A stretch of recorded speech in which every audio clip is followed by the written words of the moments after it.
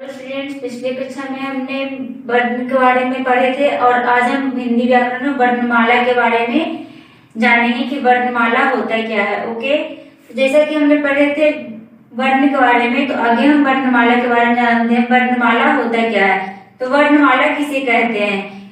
तो वर्णों के समूह से जो शब्द का निर्माण होता है उसे वर्णमाला कहते हैं। जैसे कमल, आम आदि। तो सिंपल ऐसे समझिए, जैसे हम एक फूल को फूल कहते हैं, ठीक, एक फूल को क्या कहते हैं? फूल कहते हैं। बट बहुत सारे फूल को एक धागा में पिरो दिया जाए तो उसे हम क्या कहेंगे? फूलों का माला। उसी तरह से एक अक्षर, जैसे कि आपका आ होगा, इसको हम क्या कहेंगे? वर्ण कहेंगे। क्या कहेंगे? वर्ण। लेकिन जब बहुत सारा अक्षर मिल जाएगा, जैसे 2, 3, 4 मिल जाएगा, जैसे कि आपका एग्जाम्पल में हमें दिया हुआ कमल, यहाँ पे कितना 3 वर्ण है, का, म और ला। ये आपका क्या है? अलग अलग 3 वर्ण है। तो ए क्या बन गया आपका? वर्णमाला। तो जैसे फूलों का माला, तो बहुत सारा फूल को एक धागे में पिरो दे तो माला बन जाता, तो उसे हम फूलों का माला कहेंगे। और बहुत सारे जैसे 2, 3, 4 वर्णों को एक साथ मिला दिया जाएगा तो उसे हम क्या कहेंगे? वर्णमाला। ओके, वर्णमाला। व्यंजनों का उच्चारण, व्यंजनों का उच्चारण हम किस प्रकार करेंगे उसके बारे में हमें जानना है। तो कवर्ग, कवर्ग का मतलब होता है क से लेकर अड़ा तक। ओके, क से अड़ा तक। तो ये क्या है? व्यंजन वर्ण का मतलब ही होता है जो वर्ण स्वर्ण वर्ण पे आधारित हो। ओके, तो व्यंजन में 2 वर्ण मिला तो स्वर और व्यंजन। तो का आपका क्या? का अगर आप उच्चारण कीजिएगा तो उसमें आ छुपा हुआ होता है। क्या होता है? छुपा हुआ है। तो क से लेकर अ तक किसी भी शब्द का उच्चारण कीजिएगा तो उसमें आ छुपा हुआ रहेगा, क्योंकि इसमें स्वर और व्यंजन दोनों का मेल होता है। चवर्ग, चवर्ग का मतलब होता है च से लेकर यहाँ तक। तो च हमारा क्या है? व्यंजन वर्ण है और इसमें क्या छुपा हुआ? आ क्या मेरा है? स्वर। ओके, तो पूरा जितना भी उच्चारण कीजिएगा सब में स्वर और व्यंजन का मिक्सअप मिलेगा। टवर्ग, टवर्ग का मतलब होता है ट से लेकर न तक। ओके, ट से लेकर न तक। तो ट में क्या है? आ छुपा हुआ है आपका, मतलब दोनों का मिक्सअप है, स्वर और व्यंजन का। तो ट। तवर्ग, तवर्ग का मतलब क्या होता है? त से लेकर न तक। इसमें क्या है?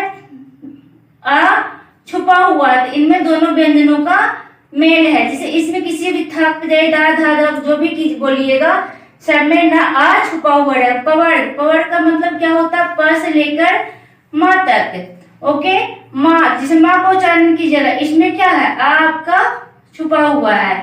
तो इसमें दोनों व्यंजन है। क्या है? स्वर और व्यंजन दोनों का मेल है।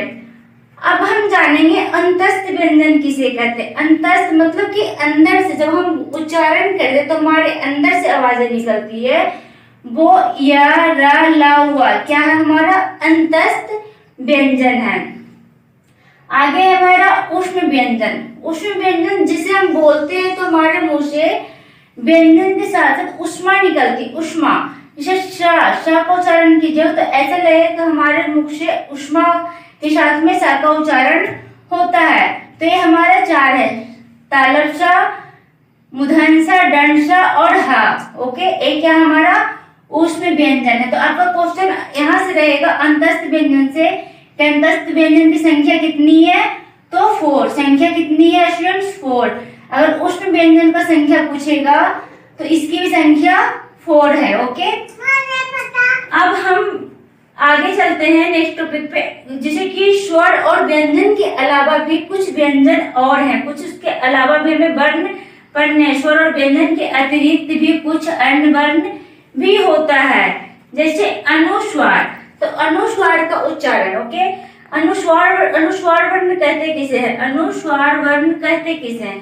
तो वैसा वर्ण जिसका उच्चारण नाक से होता है। कैसे होता है? नाक से होता है, उसे हम अनुस्वार वर्ण कहते हैं। उसका उच्चारण कहाँ से होता है? नाक से। ओके, जैसे अह, क्या है? अह, तो इसका उच्चारण कहाँ से होता है? नाक से। जैसे पतंग, गंगा, पंखा, ये सब बोलिएगा तो ऐसे लगेगा मुख से नहीं, नाक से बोलते तो मुख से है, लेकिन उसको उच्चारण करते टाइम नाक से आवाजें आती है।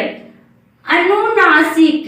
अनुनासिक का मतलब क्या होता है? अनुनासिक वर्ण है क्या? तो वैसा वर्ण जिसका उच्चारण नाक और मुंह, नाक व मुंह दोनों से होता है, तो उसे हम क्या कहते हैं? अनुनासिक वर्ण कहते हैं। इसमें चंद्र बिंदु आता है। क्या आता है? चंद्र बिंदु। जैसे दांत को उच्चारण कीजिए, दोनों से आएगा, नाक और मुंह दोनों से आपकी आवाज आएगी। चांद का उच्चारण कीजिए, आपका दोनों से आवाज आएगी, है ना।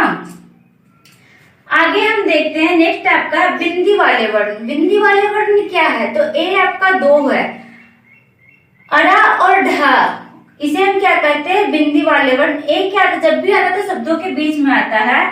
अड़ा तथा ढा दो ऐसे वर्ण है जो शब्द के बीच में आता है, उसे बिंदी वाले वर्ण कहते हैं। जब भी आएगा तो आपका पहले और बाद में नहीं आएगा, ए हमेशा आएगा आपके बीच में ही आएगा। जैसे पढ़ना, ए कहाँ आ गया? बीच में आ गया। सड़क, ए कहाँ आ गया? बीच में आ गया। ऐसे बहुत सारे आपको वर्ण मिल जाएंगे जहाँ की आपको ढा और अड़ा का उच्चारण बीच में होता है। आगे देखना है संयुक्त व्यंजन। संयुक्त व्यंजन क्या है?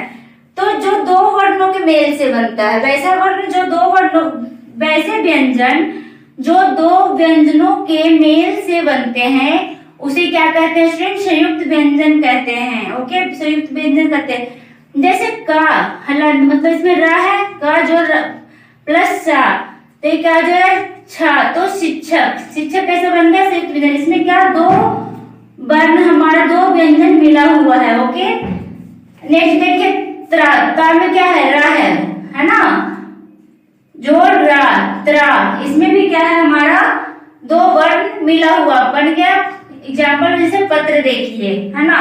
इसकी संख्या भी कितनी होती है स्टूडेंट? व्यंजन वर्ण की संख्या, संयुक्त व्यंजन है, इसकी संख्या कितना होता है? 4 होता है। मैं ऊपर लिख रहा हूं, ऊपर देखिएगा। संयुक्त व्यंजन की संख्या भी 4 होता है। उसमें आ जाएगा आपका छ, त्रा, ज्ञा हो जाएगा, और श्रा। दो तब का नीचे लिखा हुआ जैसे कि छ, ओके, और त्रा। तो ये क्या हो गया? 4। ये 4 हमारा क्या है? संयुक्त व्यंजन है। तो आपको पेपर में इस तरह से ऑब्जेक्टिव टाइप का क्वेश्चन रहेंगे, संयुक्त व्यंजन की संख्या कितनी है? तो 4 है। ओके, कितनी है? 4 है। और ए दो वर्णों, ओके, दो व्यंजनों के मेल से जब भी बनेगा तो दो व्यंजन के मेल से बनेगा। तो आज की क्लासेस यहीं पर समाप्त होती है, और आगे आप जुड़े रहने के लिए अभी तक वीडियो को लाइक नहीं किया तो लाइक कीजिए, सब्सक्राइब नहीं किया तो सब्सक्राइब कीजिए, ताकि आप तक इजीली इससे आगे की वीडियो पहुंच सके। That's all.